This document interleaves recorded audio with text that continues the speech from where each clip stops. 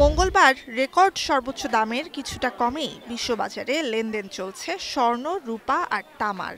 কিন্তু বলতেই হবে, রেকর্ড সর্বোচ্চ দামের আশপাশ থেকে সরছেই না ব্যয়বহুল এসব ধাতুর দাম। বাজারে গুঞ্জন জোরালো হচ্ছে, বাজার আরও ঊর্ধ্বমুখী হবে পরের ১২ মাসে। সোমবারই নতুন রেকর্ড দামে বিশ্ববাজারে বিক্রি হয় স্বর্ণ প্রতি আউন্স $২,৪৪৯.৮৯। একদিনের ব্যবধানে দাম $২,৩৫১ নেমে এলেও মুদ্রাবাজারে মার্কিন ডলারের কিছুটা দুর্বলতার মুখেও অবস্থান ধরে রেখেছে হলুদ ধাতুটি। একদিকে ভূরাজনৈতিক ঝুঁকির মুখে বিনিয়োগের নিরাপদ মাধ্যম হিসেবে স্বর্ণের চাহিদা ঊর্ধ্বমুখী, অন্যদিকে বছরের প্রথম প্রান্তিকে চীনে স্বর্ণের ব্যাপক চাহিদাও আরও বাড়িয়ে দিয়েছে দাম। স্বর্ণালংকার কেনায় ২০২৩ সালে ভারতকে টপকে যায় চীন। গেল বছর ৬০৩ টন স্বর্ণালংকার কেনে চীনা ভোক্তারা, যা ২০২২ সালের তুলনায় ছিল ১০% বেশি। বর্তমানে বিশুদ্ধ স্বর্ণেরও সবচেয়ে বড় ক্রেতা দেশ চীন।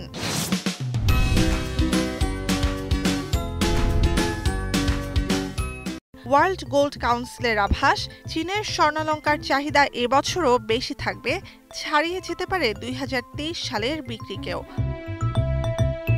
চীনের চাহিদার উপর ভিত্তি করে মার্কিন অর্থনীতিবিদরা বলছেন, আসছে সেপ্টেম্বর অর্থাৎ মাস চারেকের মধ্যেই স্বর্ণের দাম প্রতি আউন্স $২,৫০০ ছাড়িয়ে যাবে, বছরের শেষ নাগাদ যা পৌঁছাতে পারে $২,৬০০। We've seen that with gold. We're seeing that now with a lot of the industrial metals.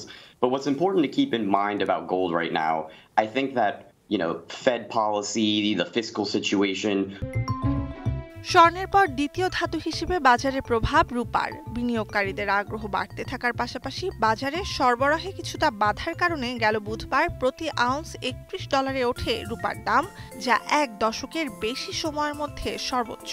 অলংকারের পাশাপাশি অটোমোবাইল, সোলার প্যানেল, বৈদ্যুতিক পণ্য তৈরিতে শিল্প কারখানায় বহুল ব্যবহৃত রূপা। রূপার মতোই শিল্প কারখানায় বহুল ব্যবহৃত তামারও শান বাড়ছে বাজারে। গেল মঙ্গলবার প্রতি টন তামার দাম উঠে $১০,৮৫৭, বর্তমান বাজার মূল্য $১০,২৫৬ প্রতি টন। প্লাটিনাম, প্যালেডিয়াম, রোডিয়ামের দাম নিম্নমুখী থাকলেও চলতি বছর এসব ধাতুর দামও বাড়তে পারে বলে ধারণা করা হচ্ছে। নুজহাত কামাল, এখন বিশ্ব।